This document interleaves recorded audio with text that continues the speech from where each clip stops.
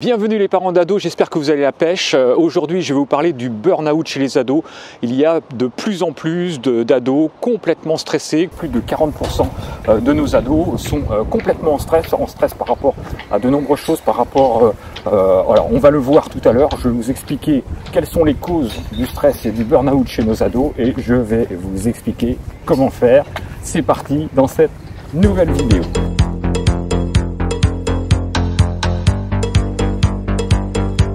Donc je m'appelle Philippe et j'aide les parents d'ados pour canaliser nos ados, trouver des solutions. Je vous donne plein de conseils pour faire en sorte que la vie chez vous aille beaucoup mieux parce qu'on voit que de nombreux parents ne s'en sortent plus. Donc je vais vous aider aujourd'hui concernant le burn-out. Pour rejoindre notre communauté de parents d'ados, n'oubliez pas de vous abonner à cette chaîne pour recevoir les notifications. Cliquez sur la cloche, comme ça dès que je ferai de nouvelles vidéos, vous serez à chaque fois au courant de mes nouvelles sorties. Ce que vous faites également si vous aimez cette vidéo, vous me mettez, et vous n'hésitez surtout pas, vous me mettez un pouce. Donc comme vous pouvez le remarquer en ce moment, c'est l'hiver et l'hiver pour nos ados, c'est facteur de fatigue. Donc la fatigue peut engendrer du stress et du burn-out, mais il n'y a pas que ça. Il y a également les résultats scolaires. Les résultats scolaires qui font que c'est une véritable pression qu'ont nos ados. Et pour éviter ça, il faut les accompagner et c'est très très important. Alors beaucoup de jeunes, comme je vous le disais tout à l'heure, plus de 40% sont en souffrance et c'est vraiment compliqué pour nous parents de les voir déprimés, de les voir dépérir un petit peu comme ça. Ils vont être fatigués, ils vont être exécrables. Dès qu'on va leur dire quelque chose, ils vont se mettre à crier, ils vont se mettre en conflit avec nous et c'est pour ça qu'il faut vraiment prendre en considération tout l'environnement de nos ados, tout cet environnement de stress et de déterminer ce qu'il ne va pas pour trouver des solutions et je vais vous les donner aujourd'hui. Donc pourquoi nos ados sont dépressifs ou font du burn-out? Parce qu'il y a la pression des résultats scolaires. Ça c'est le premier facteur. Et oui, il faut toujours être bon, il faut toujours être le meilleur pour obtenir les meilleurs résultats, pour après aller derrière dans les meilleures écoles. Donc c'est faire prépa, puis aller dans les écoles pour obtenir le meilleur travail et pour obtenir le meilleur salaire. Et ça, c'est le nerf de la guerre, c'est les parents qui veulent que leurs enfants réussissent et bien souvent réussissent mieux qu'eux. Et bon, quelque part, c'est tout à fait normal, mais ça met une grosse pression en ce qui concerne nos ados. Donc il y a également nos ados qui ne veulent pas nous décevoir, bien évidemment, parce que quelque part on mise un peu sur eux, on mise un peu sur l'avenir, faire en sorte qu'ils aient un bel avenir. Et dans un contexte aujourd'hui qui est compliqué au niveau professionnel, c'est que nos ados soient bien dans leur travail, bien financièrement, et puis pour que nous, en tant que parents, on soit également délivrés, quoi. Le burn-out, on le rencontre chez qui? On le rencontre souvent chez les premiers de la classe. Oui, les premiers de la classe parce que ils veulent toujours être dans les meilleurs. Et puis on remarque que lorsqu'ils ont de bonnes notes, les parents trouvent ça normal. Et puis dès qu'ils ont un 12 ou 13, on leur dit mais qu'est-ce qui t'est arrivé? Comment ça se fait? Pourquoi tu as cette note-là? Donc ça rajoute, on va dire, de la pression chez nos ados. Donc ces premiers de la classe, ils sont complètement en décalage, on va dire, avec le reste de la classe parce que le reste de la classe, eux, veulent être plus populaires, ils sont sur les réseaux sociaux. Comme ils disent également, ils profitent de la vie, ils veulent vraiment profiter. Moi, je l'entends souvent chez les ados, oui, de toute façon, c'est notre période où il faut profiter. Or, quelque part, ils ont également raison. Alors les réseaux sociaux, ils sont également pour beaucoup de choses concernant les dépressions chez nos ados parce qu'ils peuvent subir du harcèlement, parce qu'ils veulent faire le meilleur. Comme je le disais tout à l'heure, ce sont des premiers de classe. Donc les premiers de classe sont généralement pointés du doigt. Donc en cette fin d'année, il y a également beaucoup de stress parce que ce sont les bacs blancs, ce sont les spectacles qu'il y a en en fin d'année. Donc il y a une accumulation là d'activités, une accumulation de travail qui fait que ça peut être un peu compliqué pour nos ados. Donc oui, en cette fin d'année, c'est propice également pour les dépressions. Pourquoi? Parce que là, ça demande beaucoup de travail. Il y a les bacs blancs qui arrivent. Il y a aussi les spectacles de fin d'année pour Noël. Donc c'est du travail également.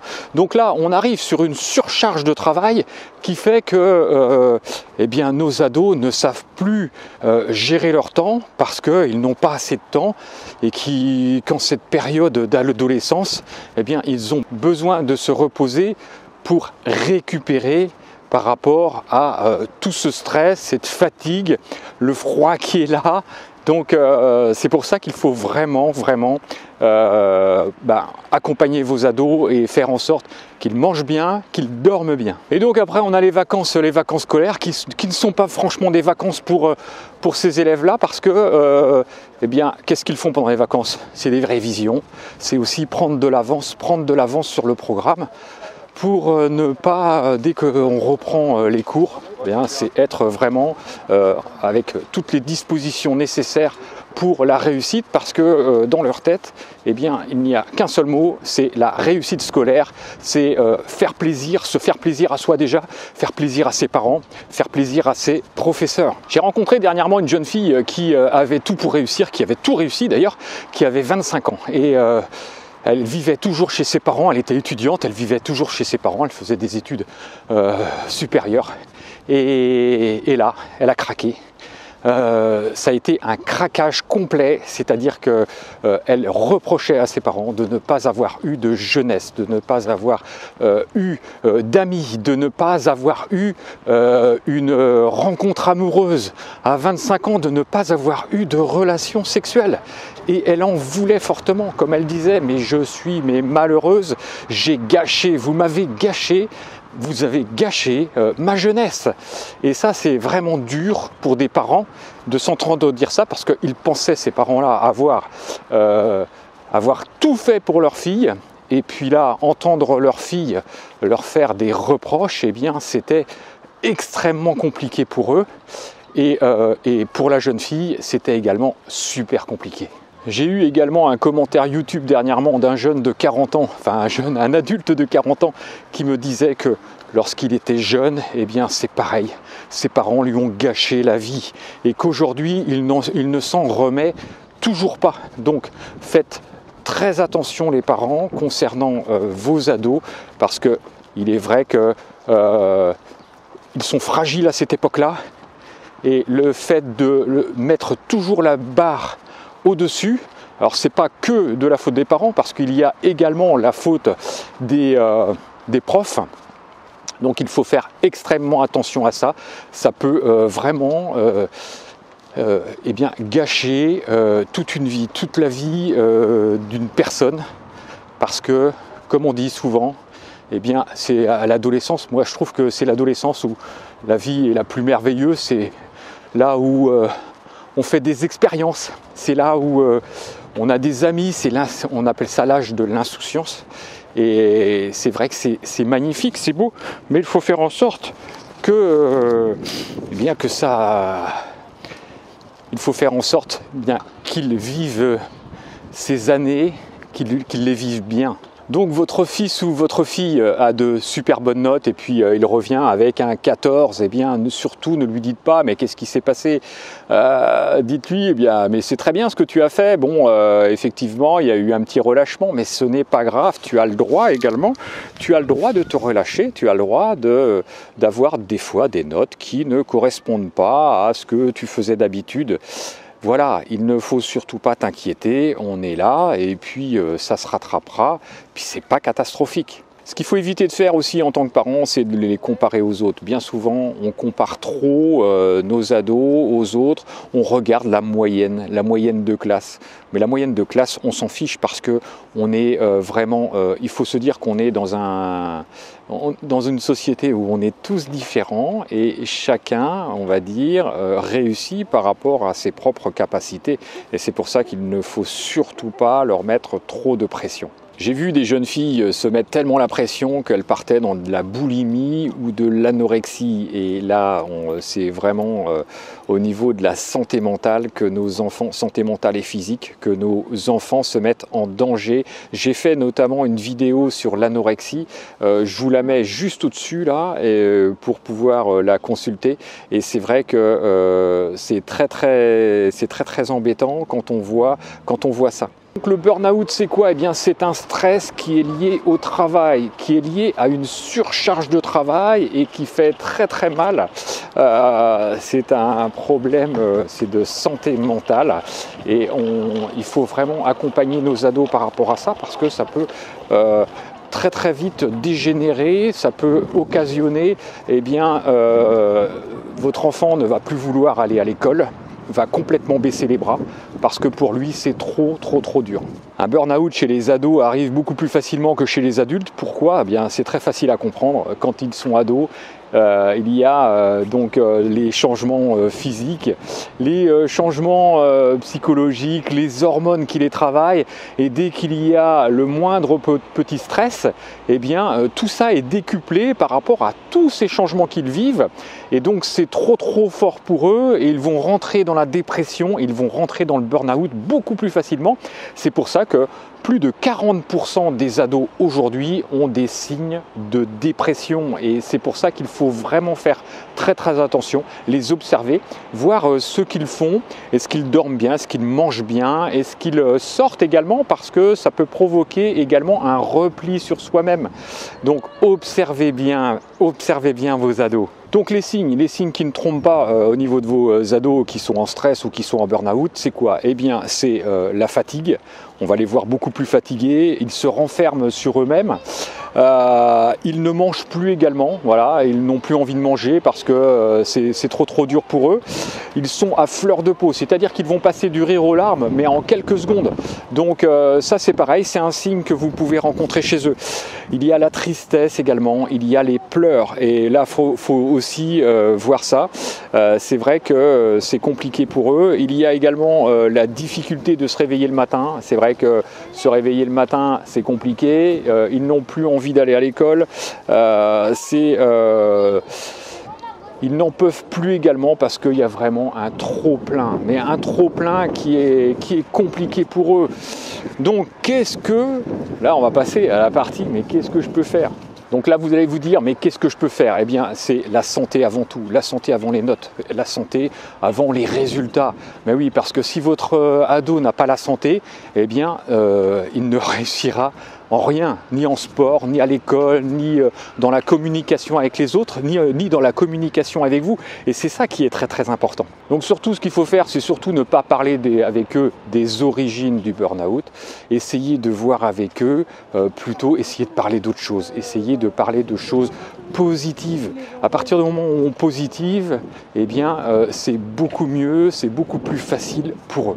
Donc c'est surtout à vos ados de digérer tout ça et de faire en sorte de les aider à digérer un petit peu leur malaise et leur mal-être en sortant, en leur faisant faire des activités autres, en allant se balader, en allant respirer, en allant contempler les petites choses de la nature qui font du bien et qui vont faire en sorte que ça va aller beaucoup mieux. C'est aussi prendre du recul, c'est sortir du cadre du travail, c'est aller peut-être lui dire, bien tiens, je te donne une semaine, tu pars chez tes grands-parents, ou tu pars chez ton oncle ou ta tante préférée, et là on te laisse une semaine. Ça va faire en sorte de dégonfler la situation et surtout de déstresser, et puis de parler d'autre chose et de sortir surtout de ce cadre boulot, école et métro ou car ou bus, comme vous voulez. Alors nous à la maison, qu'est-ce qu'on mettait en place dès qu'on voyait qu'il y avait un stress, une petite dépression, un petit burn-out? Eh bien, ce n'était pas écrit, nous c'était vraiment au feeling, mais dès qu'on voyait que ça n'allait pas, dès qu'on voyait que le matin, eh bien, il était vraiment pas bien du tout, eh bien on lui disait, écoute, tu restes à la maison, tu souffles, tu oublies ta journée d'école, tu fais ce que tu as envie de faire, mais ça va durer qu'aujourd'hui. pour recharger les batteries. Et puis tu verras, demain, ça va aller beaucoup mieux. Et bien, ça marchait super bien parce que de temps en temps, nos ados ont besoin de faire une coupure franche avec tout ce qui se passe autour d'eux. Alors bien évidemment, on restait cette journée-là avec eux pour éviter qu'ils soient sur les réseaux sociaux, sur leur téléphone ou devant la télé. Mais on profitait de cette journée simplement avec eux. C'était juste avec eux, il n'y avait pas le reste de la fratrie. Et ça se passait super bien. Et puis, il reprenait confiance en lui. Et puis, le lendemain, c'était reparti pour aller à l'école. Donc voilà, on arrive au terme de cette vidéo. En tout cas, prenez soin de vos ados. Observez-les pour savoir en permanence comment ils vont, comment ils sont. Et de mettre en place tout ce que j'ai pu vous décrire dans cette vidéo. C'est-à-dire de vraiment s'occuper d'eux, de faire une pause de temps en temps, de surtout pas leur mettre trop de pression scolaire. Oui, effectivement, il faut qu'ils réussissent, il faut qu'ils aient des diplômes, il faut qu'ils aient un beau métier, mais est-ce que ça doit dépasser, on va dire, la santé physique et la santé mentale de vos ados? Eh bien non, c'est pour ça qu'il faut faire très attention et en tout cas vraiment prenez soin d'eux, prenez soin de vous. Si vous voulez aller plus loin, je vous mets en description un lien pour consulter des vidéos privées. Il y a 4 vidéos qui font que vous allez prendre de l'avance sur comment gérer vos ados, les ados difficiles, prendre du recul, mettre des limites en place parce qu'ils ont besoin quand même de limites. Donc c'est dans la description, c'est pour vous, c'est cadeau. Et puis surtout n'hésitez pas, vous me mettez en commentaire si vous avez des questions, je réponds à tous vos commentaires personnellement. En tout cas, je vous dis à très bientôt et puis je vous dis prenez soin de vous et dans une prochaine vidéo. Allez, ciao ciao.